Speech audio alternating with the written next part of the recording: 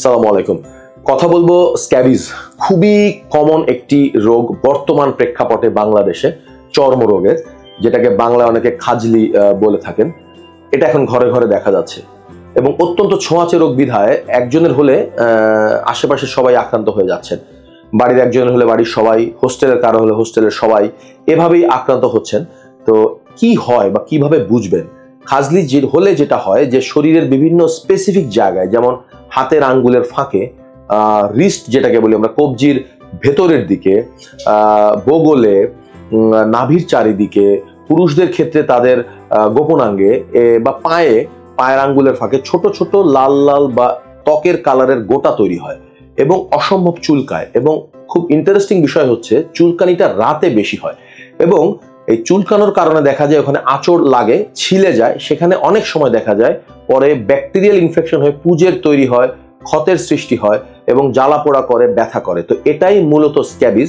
এই চুলকানিটা রাতে হওয়ার কারণে দেখা যায় ঘুমের সমস্যা হতে থাকে এবং দীর্ঘ সময় ধরে যদি এটা চলতে থাকে তখন ওই স্ক্যাবিজের ছোট ছোট গোটাগুলো থেকে পরবর্তীতে একজিমার জটিলতা সৃষ্টি হয়। তো দেখা যাচ্ছে যে এই রোগের চিকিৎসা যখন রোগীরা নিচ্ছেন, কতগুলো নিয়ম আছে ঠিক মতো মানা হচ্ছে না। যেমন পরিধেয় কাপড়, বিছানার চাদর, বালিশের কাভার সবকিছু গরম পানিতে পর্যাপ্ত পরিমাণে ফুটিয়ে ধুয়ে ফেলতে হবে। এটা হচ্ছে 1 নম্বর কথা। 2 নম্বর হচ্ছে বাড়ির সকলের, আক্রান্ত হোক কিংবা না হোক, চিকিৎসা পদ্ধতির একটা ওষুধ আছে যেটা সারা শরীরে ব্যবহার করতে হয়, একই নিয়মে ব্যবহার করতে হবে। আর সবচেয়ে গুরুত্বপূর্ণ বিষয় হচ্ছে একটা নির্দিষ্ট সময়সীমা বা কোর্স আছে এই ট্রিটমেন্টের, যেটা কমপ্লিট করতে হবে। অনেক ক্ষেত্রে দেখা যায় যে একটু কমে গেলেই, চিকিৎসাটা যেহেতু দীর্ঘমেয়াদী, আমাদের মধ্যে একটা শৈথিল্য থাকে, একটা আলসেমি থাকে, আমরা চিকিৎসাটা কন্টিনিউ করি না। এতে দেখা যায় যে ইনকমপ্লিট ক্লিয়ারেন্স হয়, সেখান থেকে আবার তৈরি হয়, রিইনফেকশন হতে থাকে এবং জটিলতা হয়। তো আমি যেটা বলতে চাই যে স্ক্যাবিজ হলে ঘাবড়ানোর কিছু নেই।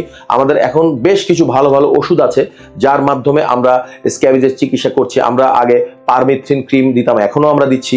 এর পাশাপাশি আরো কিছু ওষুধ আছে, যেমন মনোসালফিরাম বলে একটি লোশন আছে, সেটাও ব্যবহার করা হচ্ছে। এর পাশাপাশি অ্যান্টিহিস্টামিন জাতীয় খাওয়ার ওষুধ দেওয়া হয়ে থাকে।